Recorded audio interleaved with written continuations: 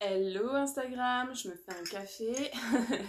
Je me suis dit que j'allais me poser à la cool pour faire ce live aujourd'hui, pour parler de ce que pensent les autres, tout simplement parce que j'en ai parlé aujourd'hui à une de mes pépites et du coup je trouvais ça important de revenir sur le sujet parce que c'est aussi quelque chose qu'on vit au quotidien. Qu'est-ce que pensent les autres et comment est notre interaction avec ça, en fait, comment les blessures vont interagir avec le fait de ce que pensent les autres.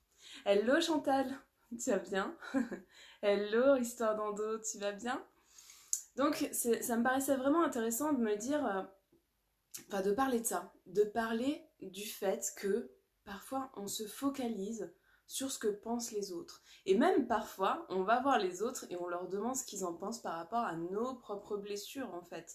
En voulant avoir un aval, en voulant avoir une approbation en fait, c'est ça. C'est la recherche d'approbation. Qu'est-ce que t'en penses? Et dis-moi que c'est ok, comme ça en fait, je me sens pas seule, je me sens pas rejetée et j'ai l'impression de faire partie d'un groupe ou en tout cas d'une autre personne qui pense de la même manière que moi. Aujourd'hui, ce qui s'est passé, par exemple, sur le fait de dire ce que pensent les autres, tu vois, moi de mon côté, aujourd'hui, ce qui s'est passé, c'est que ma fille est rentrée de l'école à midi et a dit, bah voilà, moi, quand je joue, à la récré, on a inventé un jeu et ça s'appelle Va chercher. Voilà, ils sont trois à jouer à ça, à Va chercher parce que ma fille s'intéresse aux animaux et principalement aux chiens. Et elle disait que c'était son nouveau jeu, qu'ils avaient inventé ce jeu-là, et que elle jouait le chien et l'autre jouait le maître, et du coup ils s'amusaient virtuellement à se lancer des choses, et du coup il fallait chercher. Et mon conjoint est parti dans une colère par rapport à ça en disant que c'était inadmissible. En fait, sa propre vision des choses, c'est que on ne devrait pas jouer à ça, que du coup ma fille va paraître comme une faible. Et vu que l'autre est le maître, tu vois, la subtilité du niveau déjà, elle a 8 ans, donc déjà à cet âge-là, c'est difficile pour elle de se dire, bah tiens, tu vas être soumise, tu vas voir dans la vie, ça va être dur, parce que déjà, tu as des jeux où tu te mets en position de faiblesse, et tout ça. Et ça, c'était ce qu'il pense lui.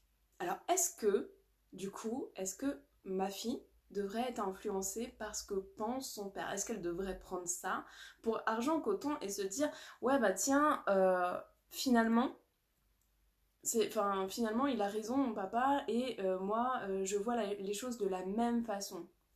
Et dans le quotidien, c'est ça. Dès qu'on apporte quelque chose à quelqu'un, une vision des choses, il faut pas attendre que l'autre adhère à cette vision-là. C'est juste notre propre vision et c'est pas la vérité absolue.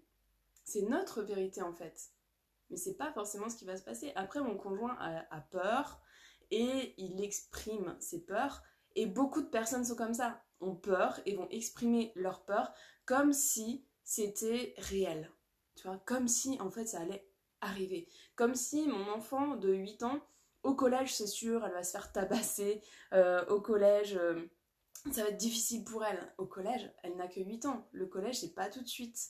Il y a encore deux classes, donc 3 ans presque avant le collège. Il peut se passer tellement de choses avant 3 ans en fait. Donc, dans ton quotidien, demande-toi, pose-toi la question, tiens, on m'apporte une vision d'un événement, une vision de quelque chose. C'est la vérité de la personne, c'est pas la tienne, tu vois. C'est comme quand on t'apporte une vision sur toi-même. On va te dire, ouais, j'aime. Enfin, ce que tu fais, c'est nul. Voilà. J'apprécie pas du tout ce que tu fais. Tu vois, on rentre dans le concret. J'apprécie pas du tout ce que tu es en train de faire. C'est trop nul. Tu vois. On m'a déjà dit ça, en fait. On m'a déjà dit, Claire, ton entreprise, c'est de la merde. Voilà. On me l'a dit texto. Comme ça, tu vois, ton entreprise, c'est de la merde, t'es de moins que rien, en plus de ça, bah, tu touches le chômage, bah oui, parce que je touche encore le chômage, et tu crées ton entreprise, c'est que dalle en fait, tu vaux rien, voilà, on m'a dit comme ça.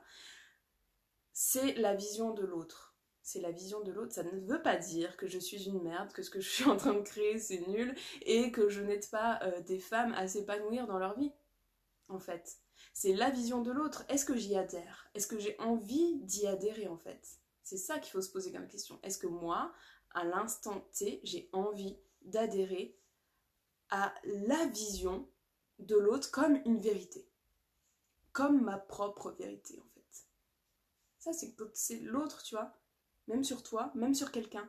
Tu sais, sur quelqu'un, quand on lance une rumeur, la fameuse rumeur, tu sais, on arrive vers toi et on te dit non mais celle-là, tu sais, elle n'est pas fréquentable, tu devrais même pas lui parler parce qu'elle a fait ci, ça, ça, ça.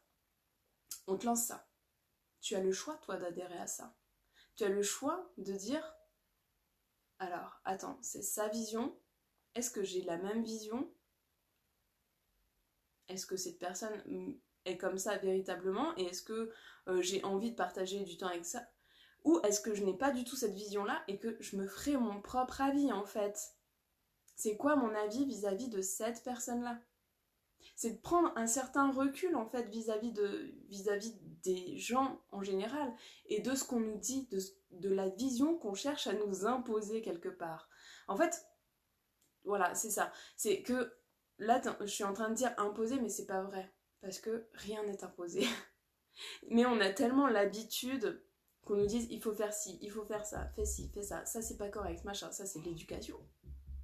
Que en fait on a l'impression de suivre une sorte de précepte que quand quelqu'un nous dit que c'est bien, il faut qu'on le fasse parce que c'est trop bien et du coup il faut qu'on le fasse. Et quand quelqu'un nous dit c'est pas bien, et bien d'un seul coup tu dis non mais en fait je vais pas le faire. Alors que tu n'as pas mené ta propre expérience. Tu n'as pas mené ton propre expérience et c'est important que toi-même tu sois dans cette expérience de vie en te disant ok, tu me dis que c'est pas bien, mais peut-être que je devrais essayer parce que peut-être que ça me convient moi. Peut-être que moi, cette méthode-là va me convenir en fait et que je vais totalement m'épanouir là-dedans. Que je vais me dire waouh, ouais, ça c'est vraiment quelque chose qui me passionne. Alors que toi, ça t'a pas convenu. Chaque chose, en fait, chaque chose est expérience. Et c'est important de mener sa propre expérience. Donc c'est vrai que je voulais t'inviter là-dessus à te dire, voilà, ce que pensent les autres ou ce qu'ils disent, ne fait pas de toi quelqu'un de mauvais. En fait, c'est juste leur propre expérience, leur propre vision et leur propre vécu qui fait qu'aujourd'hui, eux-mêmes ont des blessures et qui ne savent pas comment les gérer et qui vont exprimer, en fait, vis-à-vis de toi, un ressentiment, des émotions, même pas des émotions, vraiment quelque chose de vif, souvent sur le coup de la colère en fait, et vont exprimer quelque chose qui est leur réalité. C'est à toi d'adhérer à ça ou de ne pas adhérer à ça en fait. Tu as le choix de ne pas adhérer à leur vision des choses. Ça, c'est quelque chose qu'il faut que tu retiennes vraiment et que tu te dises, bah ouais, en fait, ce qu'il est en train de dire, moi j'adhère pas, je laisse. C'est pas grave si j'adhère pas en fait. Il a sa vision, j'ai ma propre vision des choses. Hello Céline. Donc juste se dire, voilà, se mettre un frein, enfin pas un frein, mais une réserve, en fait. Une réserve sur ce que disent les autres, sur ce qu'ils pensent, en sachant très bien que les autres disent et pensent par rapport à leurs propres blessures et que toi-même, en fait, hello Angel, que toi-même tu vas émettre parfois une vision qui dépend juste de tes propres blessures, expériences, caractères, etc. Toi-même, à un certain moment, tu vas dire je supporte pas ça. Je supporte pas ça. Tu vas l'exprimer. C'est-à-dire je supporte pas ça chez cette personne-là. C'est ta vision. C'est pas la vision des autres. D'ailleurs, quand tu cherches l'approbation, quand tu vas voir quelqu'un en disant ouais, tu vois, cette personne-là, machin, je l'aime pas, qu'est-ce que t'en penses? Et que tu attends que l'autre ait le même comportement, ait la même vision des choses que toi, c'est que là, tu es blessé.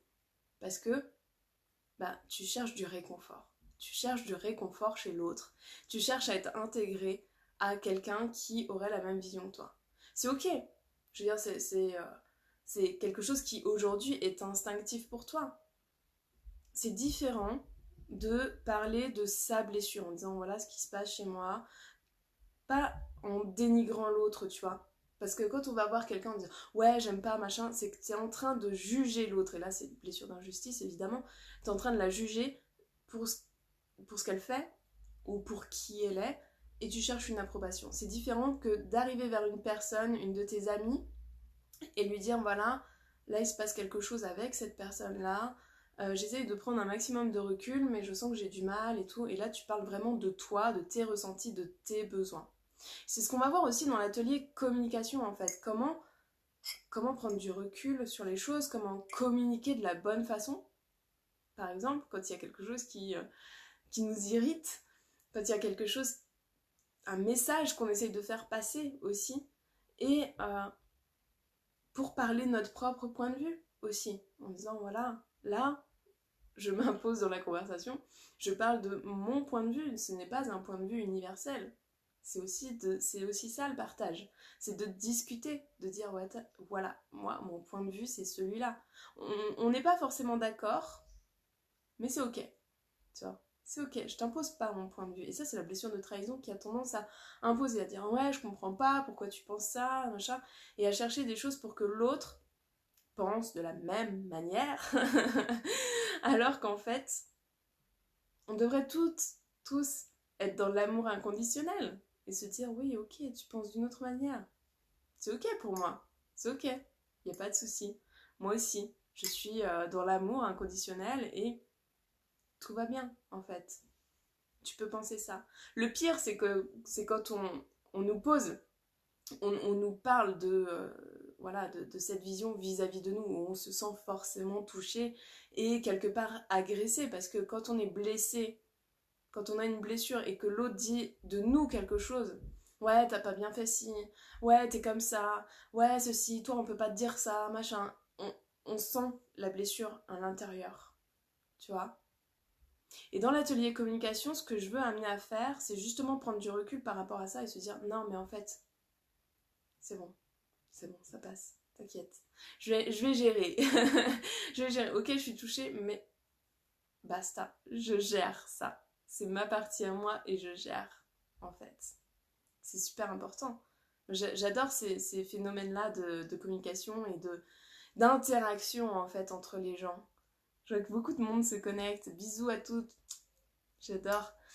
Donc, je sais pas si vous aviez ce genre de choses, c'est-à-dire des moments où vous avez, enfin, vous voyez ce que pensent les autres, enfin, on peut pas voir, mais ce qu'ils disent, et à quel moment ça vous touche, et à quel moment vous prenez part par rapport à ça. Juste savoir ça, et prendre du recul aussi. C'est la base. La base de la guérison aussi des blessures de l'âme. C'est se dire, bon bah voilà, ok, c'est ok, j'accepte. J'accepte et je vais bien en fait. C'est une manière d'accepter. Voilà. Alors, qui est dans l'atelier communication de vendredi prochain? Vendredi prochain, c'est pas koh, c'est atelier communication avec Claire. J'ai déjà plein d'inscrites et franchement merci parce que je sais qu'il y en a qui regarderont le replay. Donc merci infiniment déjà pour votre confiance et je sais, remerciez-vous vous-même en fait. Voilà, vous êtes extraordinaire de participer à ça et de se dire bah voilà, je suis en train d'évoluer au quotidien. Je le dis souvent à mes pépites, félicitez-vous. Mais félicitez-vous, bordel. Faites-vous, voilà, vous entamez un chemin, c'est important de se féliciter dès le départ en fait. Dès qu'on prend position. Yeah, Céline, trop bien. Dès qu'on prend position, dès qu'on met un pas en avant, de se dire, je me félicite. Bizarrement, on se félicite jamais, là, tu vois. On se dit, ouais, je suis volontaire, je vais mettre un pas en avant. Mais vu qu'on se félicite pas, et ben du coup, ben, c'est comme si t'avançais pas. Il faut se féliciter à chaque pas que t'es en train de faire, en fait. Disant, ouais, je me félicite là. Ouais, je suis fière de moi. Allez, je vais y arriver, je vais y arriver. Et petit à petit, tu vas voir que tu vas ancrer un nouveau schéma neuronal positif. Et du coup, tu vas grandir encore et encore et encore. Oui, Chantal, c'est la semaine prochaine déjà. Déjà. Mais oui, en plus, ouais, je sais pas pourquoi. La nouvelle lune, je trouvais ça cool. j'ai pas réfléchi en vrai.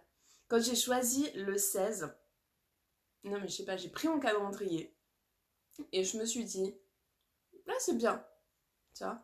J'ai pas choisi par rapport à la nouvelle lune et j'ai même pas choisi le vendredi parce que d'habitude le vendredi je regarde koh, tu vois.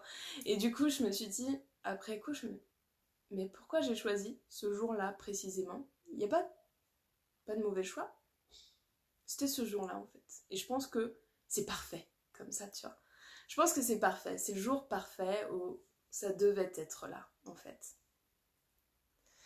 Moi, ça m'a touchée car il parle pas, mais il s'énerve directement plutôt qu'expliquer calmement les choses. J'ai eu du mal à encaisser cette colère inutile de l'autre. Ouais. En fait, c'est parce que t'as cette colère, t'as du mal à gérer, en fait, à gérer ça pour toi, je pense. Tu vois, t'as peut-être pas envie de l'avoir en toi. Et du coup, ben, quand tu vois quelqu'un qui s'énerve, c'est très difficile. Il faut prendre un recul et se dire c'est son émotion. C'est son émotion, c'est pas la mienne. C'est vraiment pas la mienne. C'est sa responsabilité. Ce n'est pas moi. Ça ne dépend pas forcément de moi, sa colère en plus. Tu vois? Nouvelle lune, nouveau projet, exactement. Nouvelle lune, nouvelle communication. Tu vois, je devrais changer, mettre un slogan comme ça. Nouvelle lune, nouvelle communication. Attention. Mais c'est un peu ça. C'est bien. C'est aussi... Ah, coucou Mélanie. Salut Laetitia. Voilà. Donc juste prendre du recul par rapport à cette colère. Moi, j'avais beaucoup de mal à gérer la colère parce que j'avais une maman qui était très impulsive et se mettait en colère des fois. C'était difficile pour moi, en tout cas en tant qu'enfant, en fait, à gérer ça. Et en tant qu'adulte, quand j'ai commencé mon premier travail, mes premiers travaux, il y en a un où j'étais en CDI comme ça, j'étais assistante de direction dans un hôtel et le patron se mettait dans des colères. Mais il tapait partout, il tapait dans les... Ça me faisait tellement peur. J'avais tellement peur de cette colère. Même si ça dépendait pas toujours de moi, il n'était pas toujours en colère par rapport à moi, heureusement. Mais s'il venait être en colère par rapport à une chose que j'avais faite, en plus, ça me mettait vraiment en terreur. J'étais vraiment dans cette blessure du rejet, à vouloir me terrer, tu sais, comme une petite souris, à chercher un endroit, à me blottir comme ça, et à me dire non mais laissez-moi tranquille. J'étais vraiment comme ça en fait. J'étais vraiment dans cette peur et dans cette panique. Je paniquais totalement, en fait, par rapport à quelqu'un qui se mettait en colère. Quelqu'un qui se mettait en colère, c'était... Je fuyais, ouais, il fallait que je fuis. Et si c'était dans la pièce et que l'autre me disait « Reste là j'ai quelque chose à te dire !» Et je disais rien. J'ai comme... En fait, je me fondais dans le mur. J'avais vraiment cette impression, tu sais, de caler contre le mur et qu'on ne me voyait pas et je regardais pas la personne. Si je le regarde pas, ça marche, tu crois? Et non, évidemment que ça marche pas, tu vois. C'est... Voilà. Je n'aime pas qu'on s'énerve sur moi, j'ai horreur même, et surtout inutilement. Ouais, c'est ça. Et du coup, alors comment j'ai fait pour être mieux vis-à-vis de ça? C'est que à un moment donné, eh ben, j'ai pris du recul par rapport à cette colère. Et je me suis dit que c'était l'émotion de l'autre. En fait, l'autre ne gère pas ma propre émotion. Si moi j'ai peur, c'est pas à l'autre de gérer cette émotion-là, tu vois. Si moi je suis en colère, c'est pas à l'autre de gérer la colère. Et je me suis dit, bah, t'es en colère, sois en colère. Voilà, sois en colère, regarde. C'est juste que moi, j'avais pas envie de voir la colère chez moi. J'avais pas envie qu'elle soit à l'intérieur de moi. Parce que j'avais du mal déjà à gérer cette colère. Pour moi, il ne fallait pas que je me mette en colère. C'était inconcevable pour moi, je devais pas être en colère. Non, je voulais surtout pas ressembler à ma mère, surtout. Donc, il fallait pas que je sois en colère. Donc, les autres n'avaient pas le droit non plus d'être en colère, tu vois. Et à partir du moment où j'ai accordé ce droit à l'autre, comme je l'ai accordé à moi, et ben déjà là, waouh, là j'ai vécu déjà une libération. Je me suis entraînée, hein. Ça arrive pas forcément du jour au lendemain. Ce qu'on va voir aussi dans l'atelier communication, c'est que il faut s'entraîner sur plein de choses. Il faut s'entraîner au quotidien. Les blessures de l'âme, c'est ça. C'est pas que de la théorie, clairement. Si je te donne un livret en te disant, bah vas-y. Tu vois ce que je veux dire? Tu vas me dire, ouais, ok, j'ai un livret, je vais le lire. D'ailleurs, c'est pour ça que quand on lit les blessures de l'âme, les 5 blessures qui empêchent d'être soi-même. Pourquoi on l'applique pas à son quotidien? Parce que on n'arrive pas à le mettre en pratique, tout simplement, au quotidien. Et c'est ça qu'il faut arriver à faire, et c'est ce que je fais en fait avec mes pépites dans l'école et en coaching individuel, c'est que on met en pratique des choses de leur quotidien. Comme ça, elles dépassent des choses en se disant, oui, il se passe ça dans mon quotidien, comment je peux dépasser ça? Et c'est fluide, après, elles savent comment gérer, parce que c'est leur blessure dans leur quotidien avec elles-mêmes, en fait. Et ça marche de ce moment-là, en fait, à partir du moment où tu pratiques la chose. Moi, j'encaissais sans rien dire, et au bout d'un moment, j'en pouvais plus. J'ai dû raccrocher, c'était trop dur à supporter. Alors, si c'est au téléphone, je t'invite à dire à la personne que tu n'es pas là pour ça. Voilà. Moi, j'ai vécu ça aussi, parce que j'étais assistante administrative dans de l'aide à domicile, qui paraît sans doute sympathique, le social, et je devais répondre. Au début, je me disais, ah, ça va être trop cool et tout, mais en fait, les gens sont infects. Les gens, parfois, sont... tout leur est dû, tu vois, c'est le truc de dingue. Et ils t'engueulent au téléphone. Et des fois, quand ça partait trop loin, je leur disais, écoutez, je pense que je ne suis pas là pour ça, vous me rappellerez quand vous serez plus calme. Et je raccroche. Et c'est ok, en fait, tu vois. Quand on aura une conversation posée, quand on pourra avoir une conversation, ça sera top. Mais en attendant, je ne suis pas là pour être un déversoir à colère, tu vois. Moi, c'est ok qu'ils soient en colère. Mais en tout cas, je suis pas là pour ça. Je vaux mieux que ça. Moi, j'essaye de le faire là avec ma formation. Ah, tu vois, c'est super. C'est super. C'est une formation en quoi, du coup, que tu as entamée, Mélanie? Du coup, mon café est en train de refroidir. Je parle trop, je crois. Hein. C'est peut-être ça le truc. Ah là là, j'aime trop être avec vous. C'est pour ça.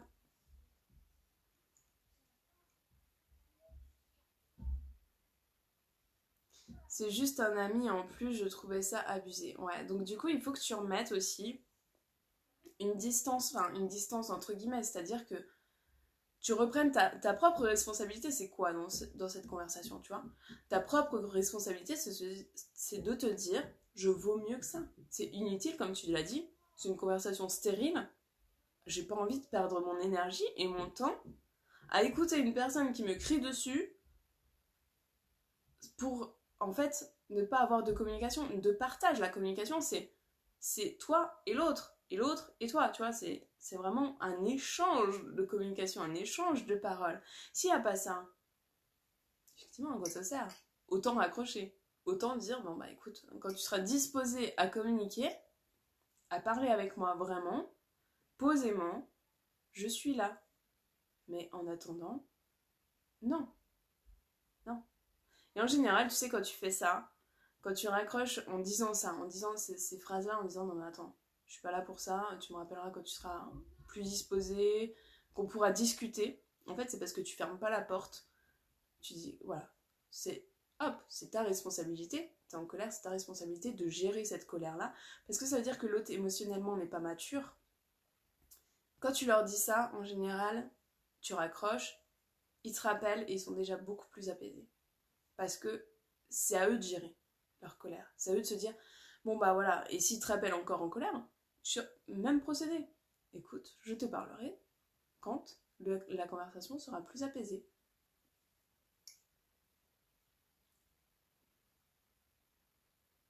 Agnelage, ah super ça. Ça a l'air passionnant. Enfin, moi, c'est vraiment des choses, je pense que ça te conviendra bien. Tu vas être super contente.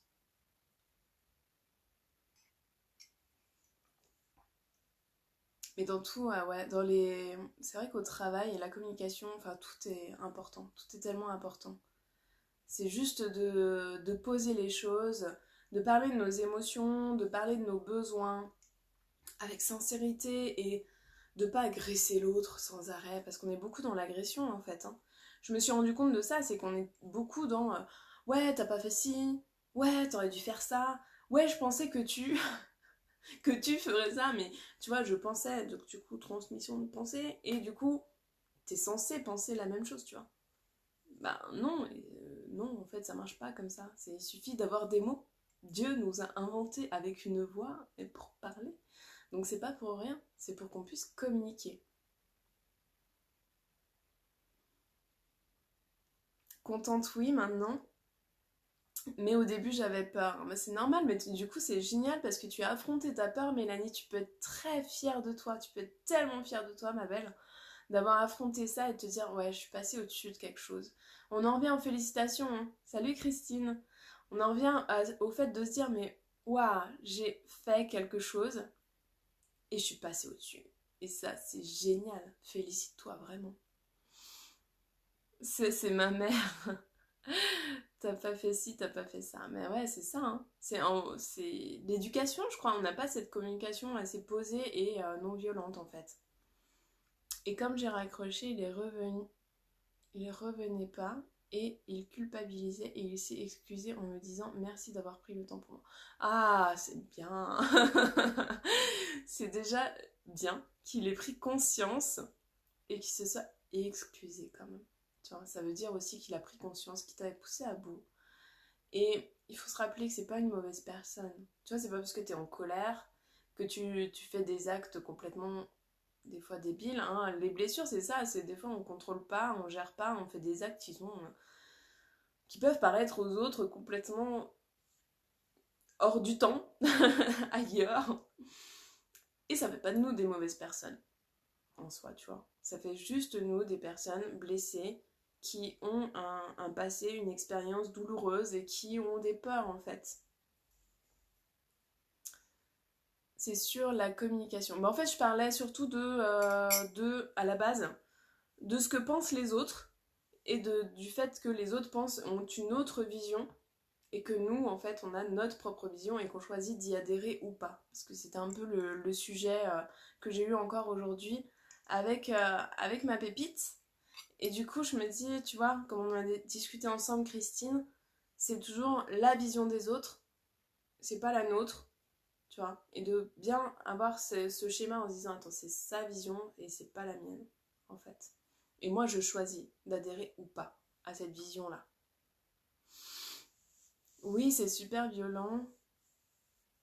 T'as oublié de faire ci, ça plaise, car on fait déjà le maximum. Ça blesse, d'accord, ok. Ça blesse car on fait déjà le maximum. En fait, là, c'est ta blessure qui réagit par rapport au fait qu'elle t'a dit t'as oublié de faire ça. En fait, t'as oublié de faire ça, c'est juste un fait. Tu vois ce que je veux dire? C'est juste un fait, t'as oublié. Et après, toi, tu vas en ressortir de ça des émotions. Tu vas en ressortir de ça des expériences, ou peut-être que tu as oublié déjà des choses dans le passé et que l'expérience t'amène à penser que tu es nul, etc., etc., etc. Ça, c'est ta blessure. L'autre a peut-être sa propre blessure et peut-être qu'elle voit les choses de cette façon-là. En disant, ouais, t'as oublié, juge. Ouh là là, mais c'est pas très bien ça, t'as oublié. Tu vois, ça vient comme ça. Mais, encore une fois, si tu arrives à prendre du détachement sur t'as oublié ça, en fait, en gardant juste ouais, j'ai oublié. J'ai oublié, c'est ok. J'ai oublié, je vais y penser maintenant. C'est juste une expérience. Ouais, c'est vrai, je me remémore tes mots à chaque fois et je pense à quoi pensent les autres, c'est ça. Quand je pense à quoi pensent les autres. Quand tu te balances, Claire, j'ai l'impression d'être sur un bateau. Comment tu peux faire un superbe live sans te balancer? Ok, bah j'y penserai pour l'atelier communication où je vais m'asseoir vraiment sur une chaise, ok. Oui, bah voilà, c'est le but de la chaise en balancier, tu vois. C'est de se balancer comme un enfant, d'être cocooné. Je ne cherche plus à savoir ce qu'il pense. Et oui, exemple de la CNV, exactement, bravo. C'est ça. Mais tu pourrais me dire, hein, quand tu cherches quand tu te balances comme ça, j'ai envie de vomir. S'il te plaît, peux-tu arrêter? Ça marche aussi. Sauf que j'y pense jamais. Donc là, c'est pareil. Tu vois, comme tu dis, j'y pense jamais. C'est parce que là, à l'instant où tu me dis ça, c'est que c'est pas trop pénalisant. C'est pas suffisamment pénalisant pour que tu t'intéresses à changer ça. Parce que quand tu as vraiment envie de changer quelque chose, en te disant, bah là, cette situation-là, ok, je sais comment la gérer et je sais que la prochaine fois que ça arrive, je réagirai de cette façon-là. C'est que tu es déterminé, tu sais que la prochaine fois, ça va arriver. Si tu te dis, ouais, allez, c'est pas si grave, c'est bon. C'est embêtant, mais bon, voilà. Ta vie, elle changera pas parce que t'as pas décidé encore. T'as pas décidé profondément que ça allait changer, ça. Il voulait trop avoir le contrôle sur moi et me disait trop quoi faire, alors que moi, je sais très bien. Il aurait dû me parler calmement et pas s'énerver sur moi pour rien. C'est ça, c'est son mode, c'est son procédé en fait, c'est son processus qui est comme ça, si tu veux. Moi j'adore dire que quand l'autre s'énerve, des fois quand je vois mon conjoint s'énerver, je lui dis tu crois qu'on va apprendre quoi de ton énervement en fait? Est-ce que tu crois qu'on a envie de réagir bien parce que tu t'énerves? Est-ce que tu crois que c'est positif? Est-ce que tu crois qu'il en sort quelque chose de positif quand quelqu'un s'énerve contre quelqu'un d'autre? Parfois, tu vois, c'est comme quand tu vois des gens qui s'énervent, qui insultent l'autre. Ouais, t'as pas fait ça, machin, tu devrais faire ça, espèce de connard, fais-le tout de suite. Est-ce que t'as envie de le faire? Non. Tu te dis, mais là, tu pars dans un truc en prenant carrément le truc pour toi. Ouais, bah, je suis pas d'accord. Ou ouais, machin. Et du coup, il y a rien de positif qui en sort. T'as même pas envie de le faire, le truc, tu vois. Tu vas le faire avec une énergie totalement négative. La colère, c'est ça. La colère appelle la colère. La colère, généralement, appelle à la haine. Si tu sais gérer ta colère, tu te dis, ok, je suis en colère, mais je vais utiliser cette colère pour quelque chose de positif. Là, t'as grandi déjà, tu vois. T'as grandi émotionnellement. Tu sais mieux gérer tout ça.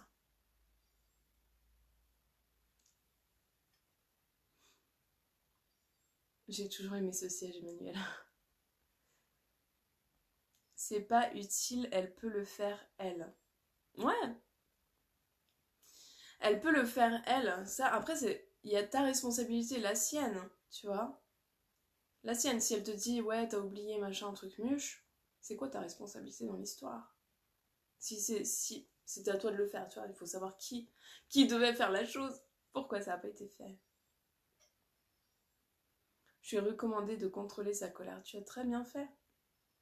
Tu as très bien fait. Recommande. La colère. Savoir gérer sa colère, ça s'apprend normalement en maternelle. Tu vois. Et on l'apprend pas. Et on l'apprend que. C'est que là, l'année dernière, avec mon fils, qu'ils l'ont mis dans le processus de l'école maternelle. Sinon, il n'y avait pas la gestion de la colère dès l'enfance. On n'a pas tous eu des parents qui nous ont appris à gérer la colère, en fait. Non, on a dû s'auto-gérer, gérer comme on peut. Et encore, quand je dis gérer, c'est vraiment accompagner les émotions en se disant c'est normal d'être en colère. C'est normal, mais c'est pas comme ça que tu auras quelque chose. C'est pas avec la colère. C'est pas en écrasant les gens. Les blessures de l'âme devraient être apprises déjà dès l'enfance, tu vois. En se disant attends, c'est pas en faisant ça que tu vas arriver à ça, tu vois. Tu as tel comportement, est-ce que tu veux modifier ça? Ça aide vraiment. Voilà. Bon les nanas, je vais arrêter le live maintenant. Il sera en replay de toute façon sur là. Du coup, et vous pourrez le revoir. Par contre, moi, je ne me mets jamais en colère, c'est grave. Et ça signifie quoi de ne pas se mettre en colère? La colère est une émotion naturelle. Alors, si tu dis que tu te mets jamais en colère, est-ce que tu la ressens? Est-ce que tu t'es autorisé à la vivre, cette colère, tu vois? C'est une émotion naturelle en fait. Donc quand tu me dis je suis jamais en colère, oui effectivement ça cache quelque chose. Ça cache un contrôle de soi, du fait de ne pas vouloir être en colère. Oui mais c'est souvent avec les années que l'on y arrive. Mais c'est en fait tu vois Christine quand tu dis ça, ça parle d'expérience, toujours. Tu peux arriver à 20 ans et te dire je vais travailler sur moi, sur mes blessures, sur machin, et être vraiment très éveillé à 25 ans. Tu vois, par exemple. Je me dis 5 ans, mais tu peux, enfin voilà, vraiment si tu y arrives bien, si tu te mets vraiment dessus, t'as toujours des expériences de vie qui vont arriver. Et tu sauras encore mieux les gérer avec le temps, en fait. Tout ça, c'est qu'un apprentissage, c'est de la théorie et de la pratique. Surtout, ne jamais oublier la pratique. Je reste silencieux, genre dans ma bulle, et je la ressens intérieurement, je réfléchis. Ok. Est-ce que ça crée en toi des symptômes, des maladies, des choses qui te... Voilà. Là, on est quand même sur une blessure du coup du rejet. Hein, quand tu ressens les choses intérieurement. C'est même injustice, tu vois, les deux ensemble, et tu n'as pas envie d'éclater ton émotion. Parce que peut-être que justement l'accompagnement, le fait de vider l'émotion, de se dire voilà, je suis en colère, mais ça va passer. Combien de temps tu gardes cette colère en toi? Ouais, mais moi, à 20 ans, on ne parlait pas de tout cela. Ouais, c'est sûr, ça a bien évolué depuis, c'est sûr. Bah, Miss Wendy, je te laisse revenir en MP si tu veux continuer à discuter. Bien sûr, chaque personne est invitée à me parler en MP avec grand plaisir parce que j'adore ça. Euh, et du coup, voilà, on se retrouve certainement demain pour un nouveau live improvisé. Je sais pas à quelle heure, donc je peux pas vous dire. Mais en tout cas, ça me fait très plaisir de vous avoir accueilli ce soir. Et ben, ce soir, pareil, je vais poster le post sur les signes astrologiques, la fin. Donc, sois présente. Mets-moi un petit like, un petit commentaire. Ça me fait toujours plaisir. Et ça m'aide aussi. Et voilà. Et je te fais de gros bisous et je te souhaite une belle soirée. Ophélie, à plus.